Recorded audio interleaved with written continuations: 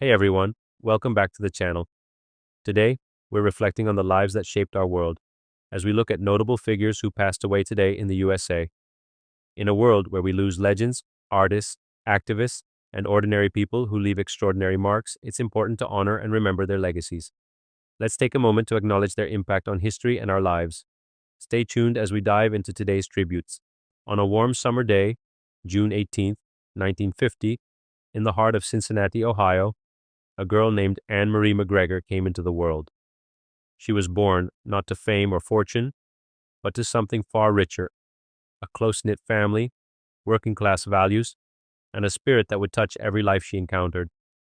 Her early years were filled with music, Sunday dinners, laughter echoing through the house, and a deep sense of community. From a young age, Anne Marie was a nurturer, kind, observant, and wise beyond her years. She became the heartbeat of her family, often putting others before herself. After graduating high school with honors, she trained as a nurse, dedicating her life to healing and helping others. But it wasn't just her work that defined her, it was her heart. In her early 30s, Anne Marie gave birth to a son who would one day light up millions of screens, a boy with boundless charisma and a rare voice that would land him a role on the hit show Glee. She supported his dreams from the very beginning, attending every school play, every audition, whispering encouragement when the world was unkind, and grounding him when success came fast and fierce. She was not just a mother, she was his anchor, his first audience, and his greatest fan. As her son's star rose, Anne Marie never sought the spotlight. Yet to those who knew him, it was clear where his empathy, humility, and spark came from. Behind the scenes, she remained his compass, reminding him of his roots, keeping him centered amidst the chaos of Hollywood. But her prime, truly, wasn't just about her connection to fame. It was the life she built in the quiet moments, Sunday pancakes with her grandchildren, volunteering at the community center, mentoring young women at the local shelter. She was always giving, always showing up. Her laughter was a melody, her advice a balm, her hugs unforgettable.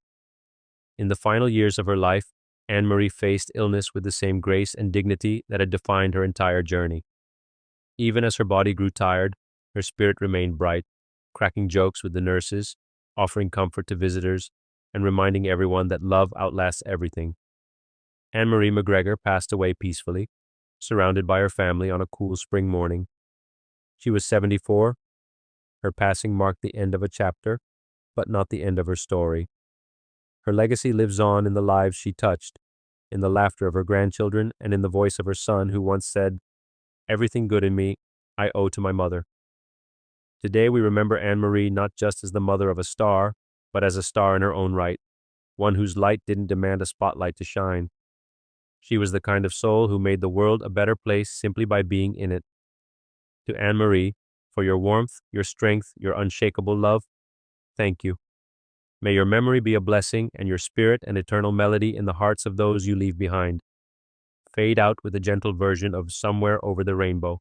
On June 26, 1932, in Buenos Aires, Argentina, a boy named Boris Claudio Lalo Schifrin was born into a world already filled with music. His father was a violinist with the Buenos Aires Philharmonic, and young Lalo was raised in a household where melody, rhythm, and discipline wove seamlessly through the air. But even early on, it was clear that Lalo didn't just play music, he understood it, he breathed it, he pushed boundaries others didn't even know existed. In his 20s, Lalo left Argentina to study at the Paris Conservatory, and from there, he blended classical training with the pulse of jazz, creating a sound entirely his own. It was bold, it was kinetic, it didn't just support stories, it told them. When he arrived in the United States, he brought that same energy to Hollywood and changed the language of film and television scoring forever. Then came 1966, and with it, one of the most iconic pieces of music ever written for the screen. The theme for Mission: Impossible. That infectious 5/4 rhythm, the sneaky brass, the relentless drive. It wasn't just a soundtrack, it was a signal. The mission was clear, and Schifrin's music made sure we felt it. Suddenly, everyone knew his name.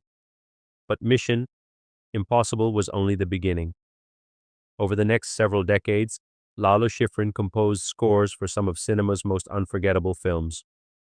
Bullet, Dirty Harry, Enter the Dragon, Cool Hand, Luke, Rush Hour, each soundtrack full of swagger, soul, and complexity. He could go from jazz to symphonic, Latin rhythms to noir tension, all while keeping his unmistakable signature.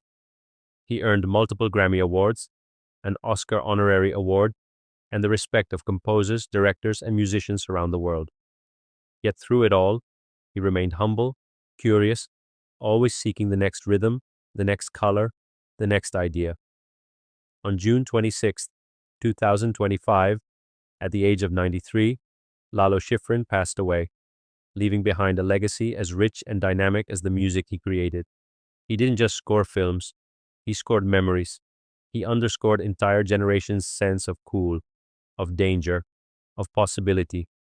From movie theaters to symphony halls, from jazz clubs to television sets, Lalo Schifrin's influence is everywhere. Even in his later years, he continued composing, mentoring, and conducting, often with a sly smile, as if he was still chasing the next impossible sound. His genius lay not only in his mastery of musical forms, but in his ability to infuse them with something deeply human. You didn't need to understand time signatures or harmony to be moved by his work, you just had to listen. Today we say farewell to a legend, to the composer who made our pulses race, who made jazz cinematic and cinema unforgettable. To Lalo, your music made missions feel possible, bullets feel balletic, and silence feel sacred. You taught us that rhythm could tell a story, that harmony could evoke a soul, and that soundtracks could outlive the stories they were written for. You leave behind no silence, only resonance. Lalo Schifrin, 1932 to 2025. Composer, innovator, legend. The mission continues. On June 24, 1943, in Santa Monica, California, Bobby Sherman was born, not yet a heartthrob, not yet a chart topper, just a boy with a quiet smile and a spark in his eye. Raised in a loving middle-class family, Bobby found his passion early in life, music. He picked up the trumpet, the piano, the guitar, anything he could get his hands on, and by his teenage years, that passion was impossible to ignore. But it wasn't just talent that set Bobby apart. It was charm. It was sincerity. It was that rare ability to make millions feel like he was singing just to them. The 1960s ushered in the golden age of pop culture heartthrobs, and Bobby Sherman stood front and center. He became a household name with hits like Little Woman, Julie, Do You Love Me, and Easy Come, Easy Go. Girls screamed, fan mail poured in by the thousands, and his posters adorned bedroom walls across America. Television soon came calling. Bobby's role on Here Come the Brides only cemented his stardom. With boyish good looks, gentle humor, and a voice that could melt hearts, he wasn't just a singer anymore, he was a sensation, a true teen idol, but fame never defined Bobby Sherman. As the years passed and the spotlight dimmed, he chose a different path, one that would redefine what it meant to be a star. In a decision that surprised many and inspired even more, Bobby trained to become an emergency medical technician and later a reserve police officer. He didn't just wear the badge, he earned it. For decades, Bobby dedicated himself to saving lives, training first responders, and serving his community. Fame gave way to purpose, and Bobby never looked back. Far from the cameras, he found contentment, raising a family, helping others, and living with humility.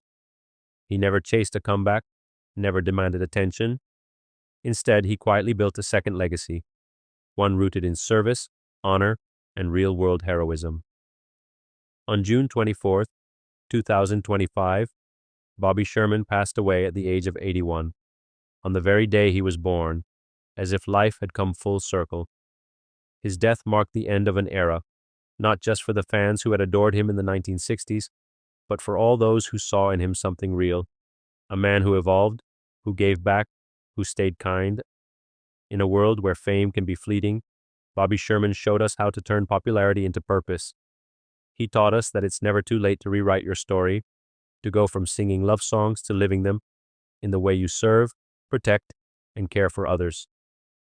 Today, we remember Bobby Sherman not just as the voice behind our favorite songs or the smile on vintage magazines, but as a man who chose heart over headlines.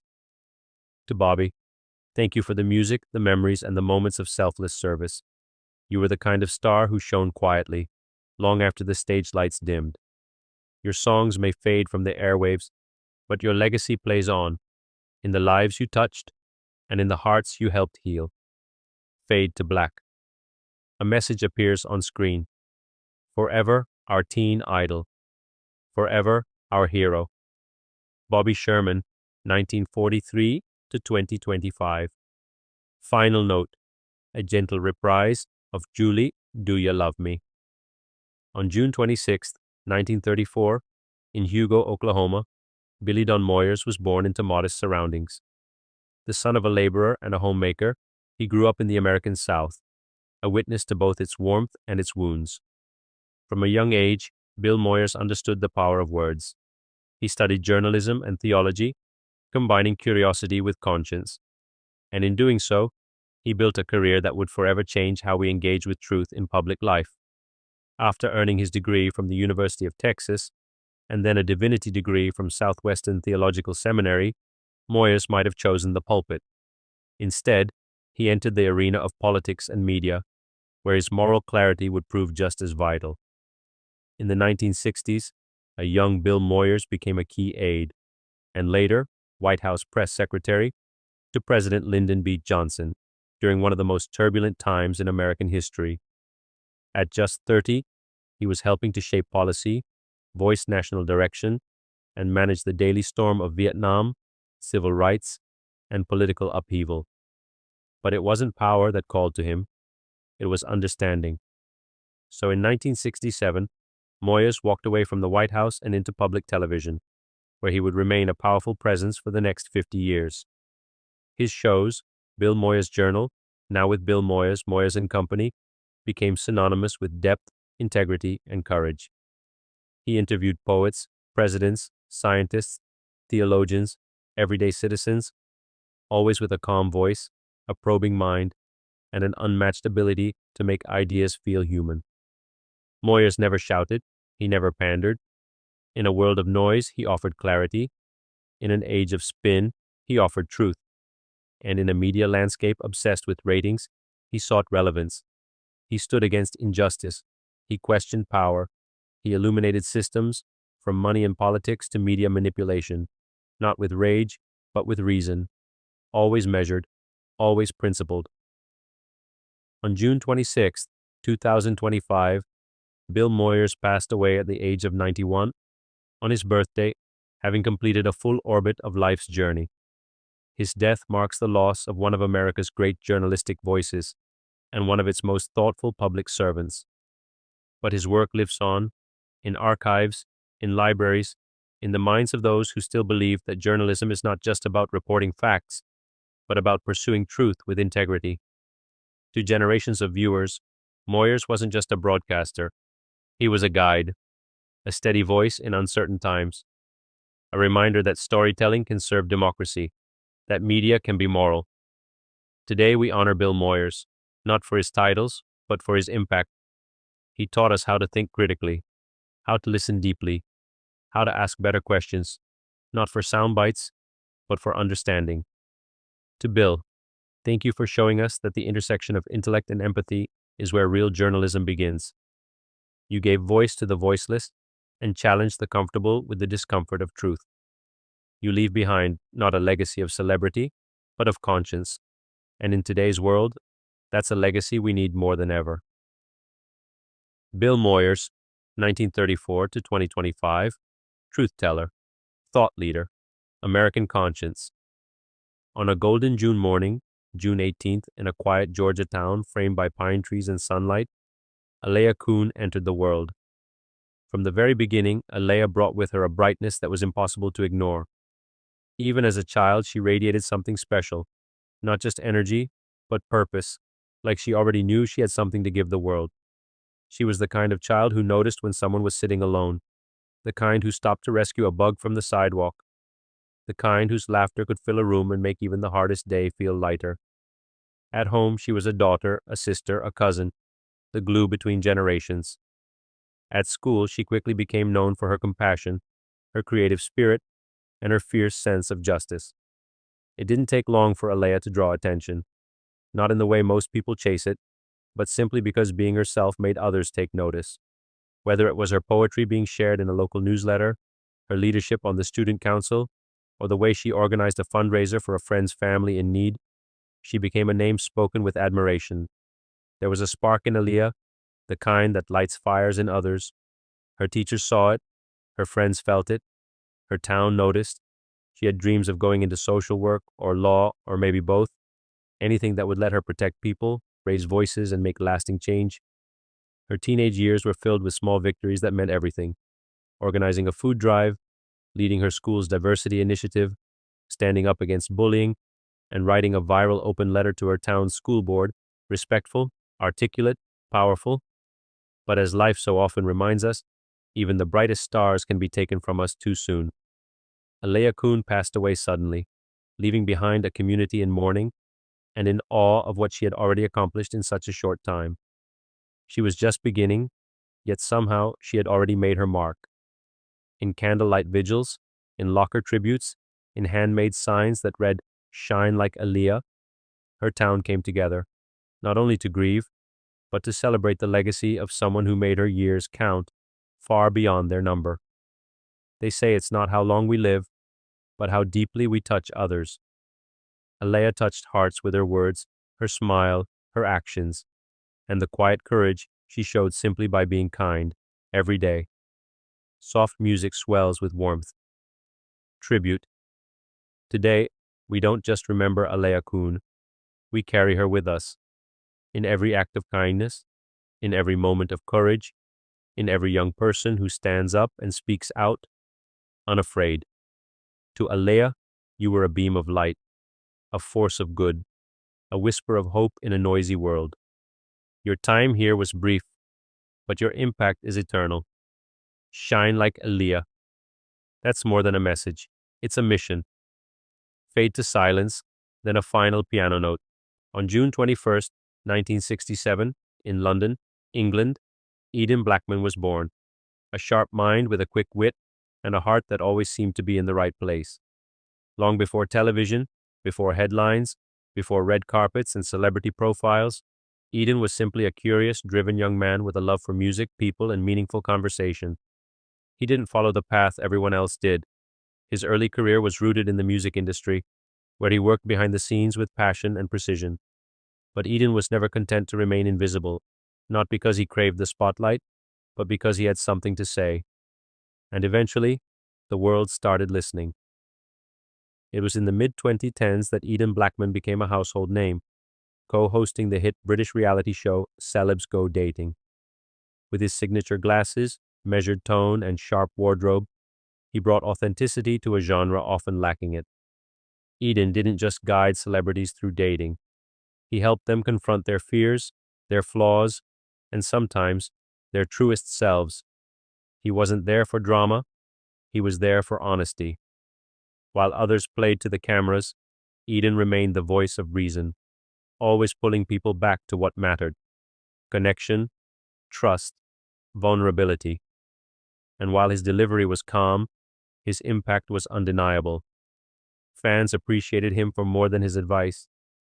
They admired his calm demeanor, his refusal to be swept up in chaos, and his unwavering professionalism. Off camera, Eden was known for mentoring young creatives, encouraging mental health awareness, and supporting charities focused on loneliness and emotional well-being, causes close to his heart. In 2025, at the age of 57, the world lost Eden Blackman. News of his passing sent ripples through the entertainment world and beyond. Tributes poured in from fans, co-stars, producers, and viewers who said the same thing over and over again. He helped me feel seen. He helped me believe I was worthy of love. He didn't chase fame. He made space for others to find themselves. He reminded us that real romance and real healing comes from being honest, with others and with ourselves. We often talk about love as something dramatic, explosive, passionate. But Eden knew love was also quiet, patient, imperfect, and worth fighting for. Through his television work, his social presence, and his personal conversations, He gave countless people the courage to try again, to date with purpose, to speak with intention, and to hope. Music swells softly. Today, we remember Eden Blackman not just as a TV personality, but as a listener, a guide, a man who believed that behind every face, celebrity or not, was someone who deserved connection. To Eden, thank you for reminding us that love isn't just a game, it's a journey. And in the moments you walked beside us, you made us braver. You may be gone, but your wisdom and your belief in the human heart lives on. Fade to black. A single phrase on screen. Love honestly, live fully. Thank you, Eden. Final piano note.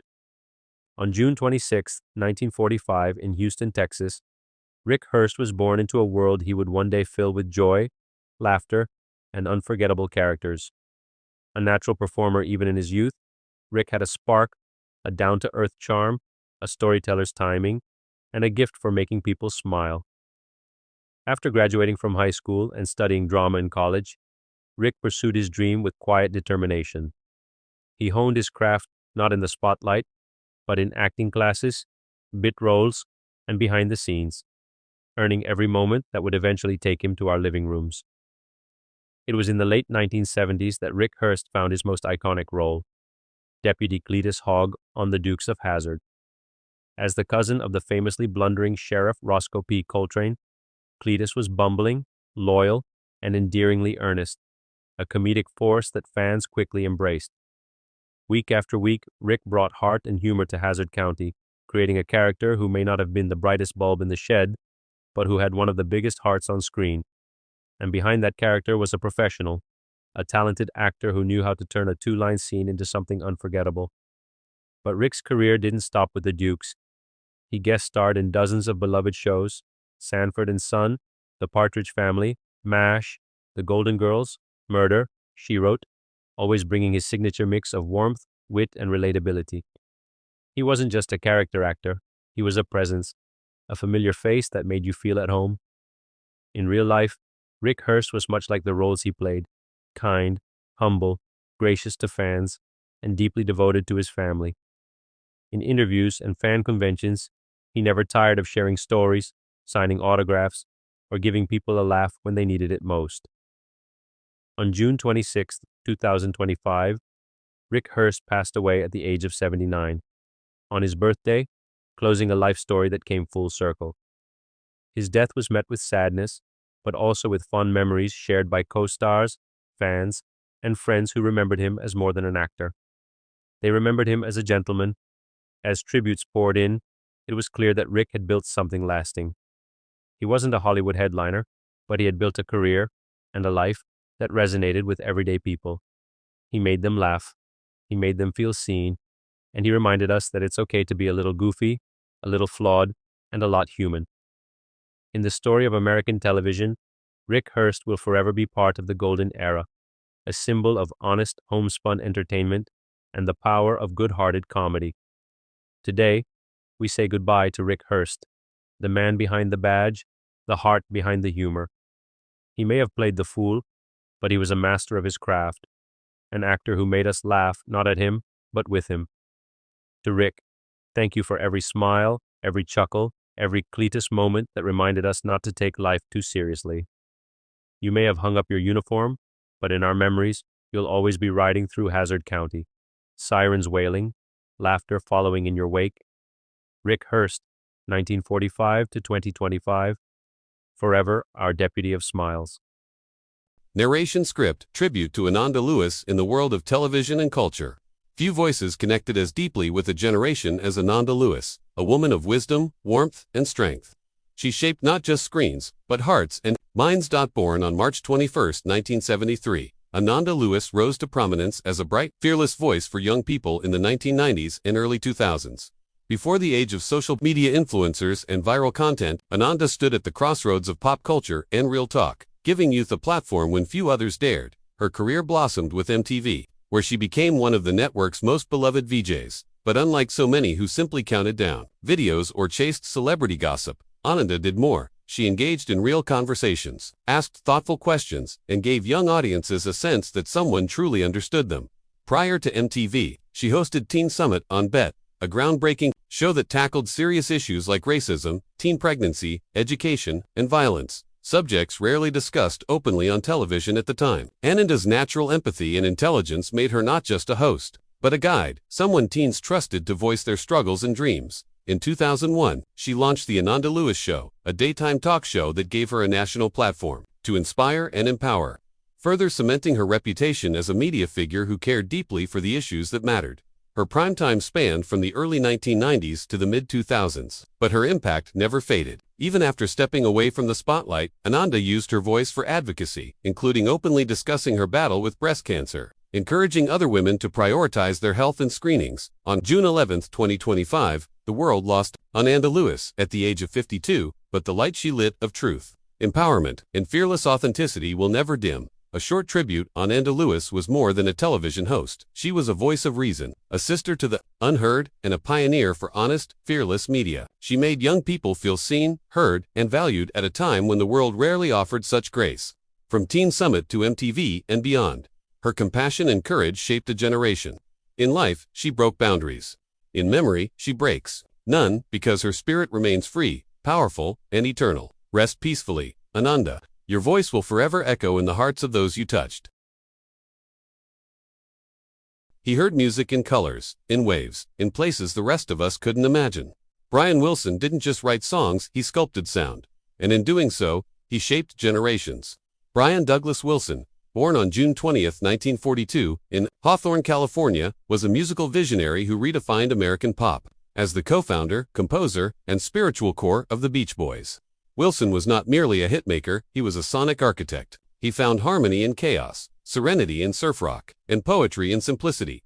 In the early 1960s, when the world fell in love with the Beach Boys, sunny harmonies, and California vibes, Brian Wilson was the quiet genius behind it all, arranging, producing, and often writing their biggest hits. But beneath the waves and smiles was a soul working through emotional storms, turning pain into beauty. His prime time, the mid-1960s, marked Wilson's creative peak, culminating in the groundbreaking album Pet Sounds, 1966. It wasn't just a pop record, it was a masterpiece of innovation. Songs like God Only Knows, Wouldn't It Be Nice, and Carolyn, No, broke the mold. They introduced complex harmonies, unusual instruments, and deeply personal lyrics that stood in stark contrast to the carefree tone of surf culture. Then came Good Vibrations, a single that took 6 months to record and forever altered how pop music could be constructed. Critics called it a pocket symphony. Paul McCartney once said Pet Sounds was the inspiration for Sgt. Pepper. Enough said. Why he was a legend. Brian Wilson wasn't just a Beach Boy. He was a composer, arranger, and producer on par with the greatest names in music history. A pioneer of multi-track recording and layered harmonies. Wilson heard sounds no one else could hear, and then found a way to bring them into the world. He battled mental illness, withdrew from the public eye, and struggled through darkness, but he never stopped creating, and his later years were marked by a resurgence, both personally and musically, as he returned to the stage and received the recognition he always deserved.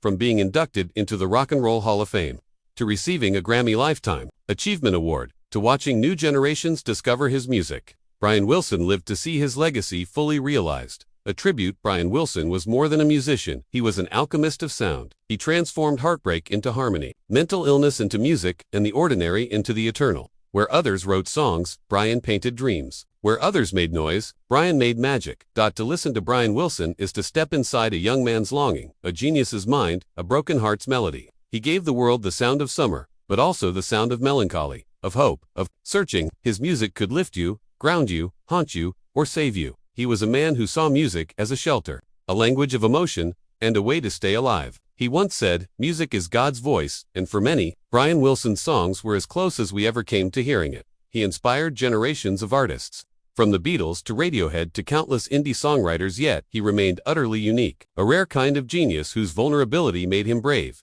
whose melodies made him timeless. As the waves roll on and the California sun sets one more time, the music of Brian Wilson lingers in headphones, on beaches, at weddings, and in hearts. The sound may fade, but the vibration, the good vibration, never will. Rest in harmony. Brian, you gave us the soundtrack to our dreams.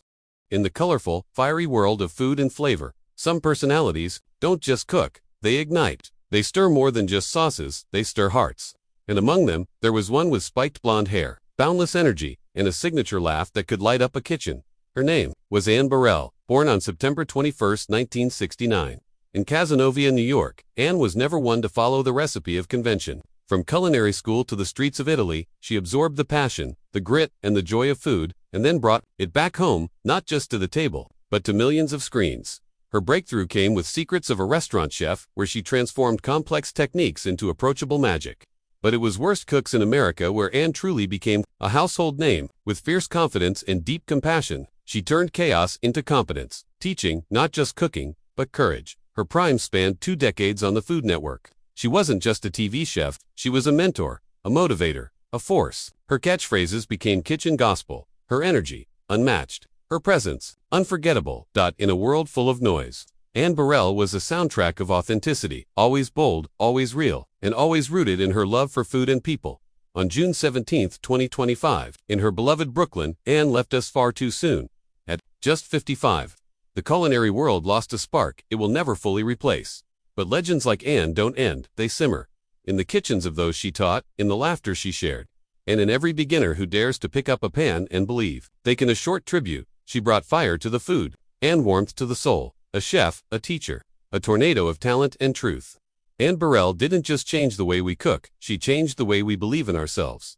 Some flavors fade, hers never will, because names like Anne Burrell deserve to live forever. In the golden age of 1960s pop, one falsetto soared above the rest, an electrifying sound that fused teenage passion with operatic flair. That singer was Lou Christie, born Lou Alfredo Giovanni Sacco on February 19, 1943. In Glen Willard, Pennsylvania, Lou emerged from the Pittsburgh suburbs. From his teens, he knew music was more than notes, it was storytelling. Teaming with Twyla Herbert, an unconventional mentor 40 years his senior, he crafted hits like The Gypsy Cried and Two Faces Have I that first captured the nation's ear in 1963. By December 1965, Lou and Twyla had written what would become his crowning triumph, Lightning Strikes. Released just before his 23rd birthday, the song struck electrifying, rising to No. 1 on the Billboard Hot 100 in February 1966, and earning gold certification. The track became a defining anthem, a blend of charm, drama, and that soaring falsetto. But Lou didn't stop there. That same year, he courted controversy with Rhapsody in the Rain. Its bold lyrics skimmed over boundaries of radio acceptability and prompting lyric changes, yet still reached No. 16. Drafted into the U.S. Army shortly after, he returned in 1969 with I'm Gonna Make You Mine, hitting the top 10 again and proving his voice and star power endured over decades. Lou's distinctive falsetto, not merely a gimmick, but a touchstone, would influence future artists and define an era. People.com +1 thesun.co.uk +1. He released albums into the 70s and 90s, toured with fellow icons Frankie Avalon and Fabian as part of the Golden Boys, and remained a beloved figure on the oldies circuit well into the 2010s. On June 18, 2025, at 82, Lou Christie passed away at his Pittsburgh home following a brief illness. He leaves behind his wife, Francesca, a daughter, and cherished memories for a generation of fans. His son Christopher predeceased him in 2014, a short tribute, in a flash. He could shift from smooth croon to ethereal falsetto like lightning, splitting the sky. He didn't just sing, he narrated the pulse of teenage hearts. Lou's music bridged innocence and intensity, aspiration and artistry. Names like Lou Christie, a sound, a story, a lightning strike of legend deserve remembrance. His legacy doesn't fade, it echoes. In a world that changes faces and stories by the minute, some names stay, not because they demand attention, but because they earn it over decades, with grace, talent, and truth. One of those names is Chris Robinson. Born on November 5, 1938, in West Plains, Missouri, Chris wasn't born into the spotlight, but the spotlight would one day follow him, not because he chased fame, but because he brought life to every character he touched. He came from humble roots, yet carried a presence that was impossible to ignore. Tall, commanding, yet deeply human, Chris Robinson would become one of daytime television's most enduring and respected figures. His prime began in the 1970s, when he stepped into the role of Dr. Rick Weber on General Hospital. It was more than just a part, it became a symbol of strength, vulnerability, and love. Through his performance, Chris gave the soap world something rare, truth wrapped in drama, emotion without exaggeration. Audiences connected, not just to the character, but to the man behind it.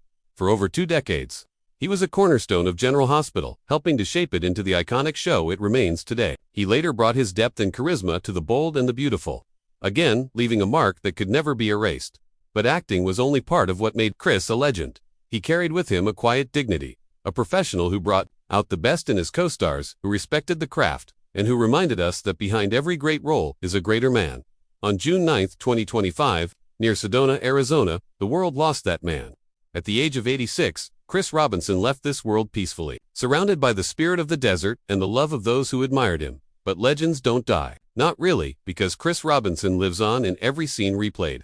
In every fan who remembers Dr. Rick Weber's quiet courage, and in every actor inspired by his legacy. A short tribute: he didn't just act, he lived his characters. He didn't just speak lines, he gave them heart. Chris Robinson reminded us what storytelling is truly about: honesty, humanity, and heart. Some stars fade, some shine forever. And Chris was a forever star. We give your name not just to memory, but to legacy. Farewell, Chris Robinson. You were, and are, unforgettable. In the world of rock and roll, some guitarists don't just play music, they define an era. Mick Ralphs was one such artist, a man whose riffs, songwriting, and passion left a mark on rock history that can never be erased. Born on March 31, 1944, in Herefordshire, England, Mick Ralphs picked up a guitar as a young man and never looked back. Though British-born, he made his life and career flourish on both sides of the Atlantic, becoming as much a part of American rock culture as he was of the British invasion that changed music forever. Mick's journey to legend status began with the blues rock band Mott the Hoople, where his sharp songwriting and guitar sound helped shape the group's rise in the late 1960s and early 70s. But it was in 1973, when he co-founded Bad Company, that Mick Ralphs carved his name deep into the rock pantheon. As the lead guitarist and a principal songwriter of Bad Company, Mick was responsible for some of the most enduring anthems of classic rock. His guitar work on hits like Can't Get Enough, which he wrote, and Feel Like Mackin' Love, Co-written with Paul Rodgers, became part of the very DNA of rock radio. These were not just songs, they were the soundtrack of a generation. Primetime spanned the 1970s and beyond, as Bad Company soared to worldwide fame. His simple, powerful riffs and perfectly timed solos made him a guitarist's guitarist, never flashy, always tasteful, always unforgettable. Even in later years, his influence could be felt in the playing of countless modern rock musicians who grew up on his records. On June 24, 2025, the world lost Mick Ralphs at the age of 81, but in every smoky bar where Can't Get Enough still plays, in every young guitarist learning their first Bad Company riff, his spirit remains. A short tribute Mick Ralphs gave the world. More than music, he gave us feeling, power, and timeless rock spirit. His riffs were simple, yet perfect. His songwriting, honest, raw, and eternal. From the blues of Mott the Hoople to the arena-shaking anthems of Bad Company, Mick Ralphs stood as a quiet giant of rock, shaping the sound of decades without ever seeking the spotlight. To fans, musicians, and lovers of true rock music everywhere, Mick's strings will forever vibrate, and his legacy will forever shine. Rest in peace, legend. Your music plays on.